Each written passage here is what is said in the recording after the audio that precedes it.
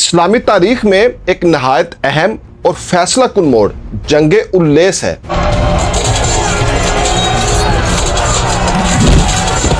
جو 12 ہجری 633 عیسوی میں عراق کی سرزمین پر پیش آئی۔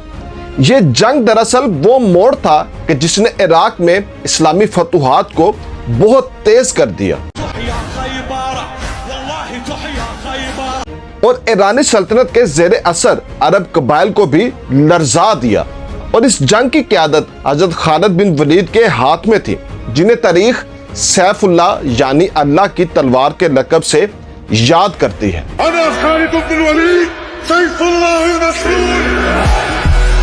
اس جنگ سے پہلے مسلمان لشکر نے عراق میں کئی کامیابیاں حاصل کی تھی، مثلا ذات السلاسل اور مزار کی جنگیں، اور ان فتوحات کے بعد اہل فارس کو مزید تشویش لاحق ہوئی کہ اگر اس پیش قدمی کو نہ روکا گیا تو پورا عراق مسلمانوں کے قبضے میں چلا جائے گا۔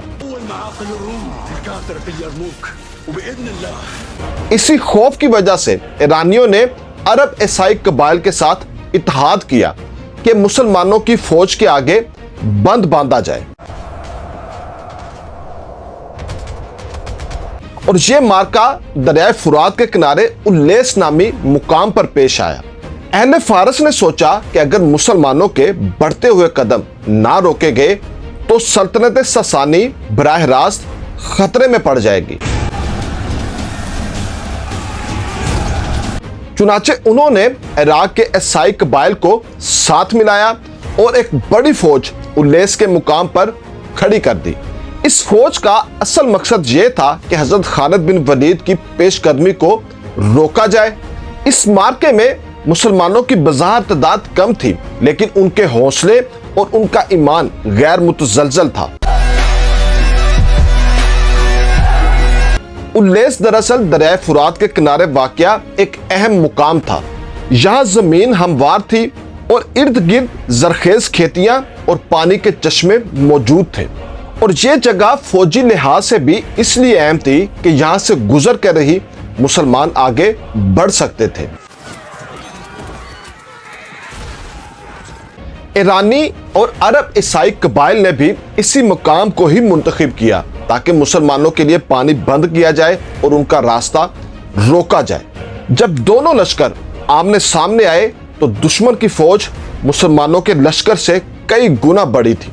ایرانی اور عرب قبائل نے اپنے لشکر کو بڑی مہارت کے ساتھ صف آرا کیا، اور حضرت خالد بن ولید نے اپنی فوج کو نہایت حکمت اور ترتیب کے ساتھ منظم کیا۔ انہوں نے مسلمانوں کے حوصلے بلند کرتے ہوئے فرمایا، انا ابن الولید العود اطلب المبارزہ، کہ آج کا دن اسلام اور کفر کے درمیان فیصلہ کن دن ہے۔ ابتدا میں دشمن کی جانب سے سخت دباؤ ڈالا گیا تاکہ مسلمانوں کو گھیرنے کی کوشش کریں، لیکن حضرت خالد بن ولید نے نہایت پھرتی اور بہادری کے ساتھ مسلمانوں کی صفوں کو منظم رکھا۔ انہوں نے گھڑ سواروں کو مختلف سمتوں سے حملہ کرنے کا حکم دیا تاکہ دشمن کی صفیں ٹوٹ جائیں۔ حضرت خالد بن ولید کی جنگی مہارت اس مارکے میں پوری طرح نمایاں ہوئی۔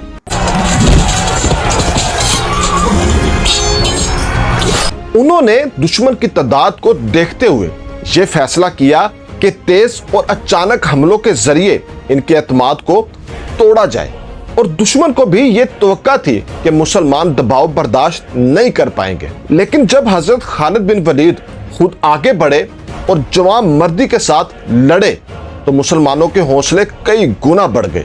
ایک روایت کے مطابق حضرت خالد بن ولید نے اللہ تعالیٰ سے یہ دعا کی تھی کہ اگر آج فتح عطا ہوئی تو وہ اس علاقے کے بڑے بڑے سرداروں کو نشان عبرت بنا دیں گے۔ اسی عزم اور حوصلے کے ساتھ انہوں نے دشمن کو اپنی تلوار سے پسپا کرنا شروع کر دیا، اور گھنٹوں تک جاری رہنے والی اس جنگ میں بالآخر دشمن کی صفیں ٹوٹ گئیں۔ ایرانی اور عیسائی عرب قبائل کی فوج میں بھگدڑ مچ گئی۔ بہت سے دشمن دریائے فرات میں کود کر بھاگنے لگے، لیکن پانی کے دھارے میں بہہ کر ہلاک ہو گئے۔ हजारों की तादाद में दुश्मन मारा गया और मुसलमान एक अजीम फतह से हमकनार हो गए। ये जंग इस लिहाज से भी अहम है कि इसमें दुश्मन की बड़ी तादाद हलाक हुई और मुख्तलिफ तारीख दानों ने इसे यौमुल दम यानी खून का दिन करार दिया। लेकिन ये दरअसल हजरत खालिद बिन वलीद की गैर मामूली क़यादत और ईमान पर मबनी बहादुरी थी, जिसने मुसलमानों को अजीम कामयाबी से नवाजा। और इस मार्के के बाद इराक की सरजमीन मुसलमानों के लिए खुल गई। ईरानी सल्तनत के लिए ये एक बहुत बड़ा धचका था, क्योंकि उनके ज़ेरे असर अरब कबाइल भी टूट फूट का शिकार हुए।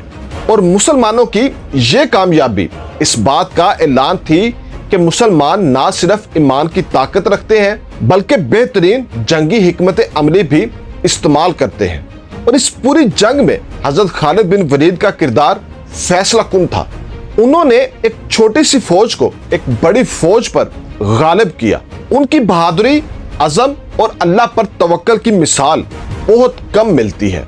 उन्होंने ये दिखा दिया कि अगर क़यादत मजबूत हो और नीयत खालिस हो तो वसाइल की कमी कोई माने नहीं रखती।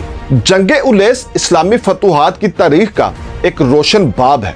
और ये सिर्फ जंग नहीं बल्कि ये इस बात की दलील थी कि इस्लाम की दावत को रोकने के लिए चाहे कितनी ही बड़ी ताकत क्यों ना सामने आ जाए, अगर अल्लाह की नुसरत शामिल हो तो कामयाबी यकीनी होती है। हजरत खालिद बिन वलीद ने अपने किरदार से मुसलमानों पर ना सिर्फ इराक के दरवाजे खोले बल्कि एक ऐसी मिसाल कायम की जो रहती दुनिया तक मुसलमानों के लिए हौसला अफजाई का जरिया है।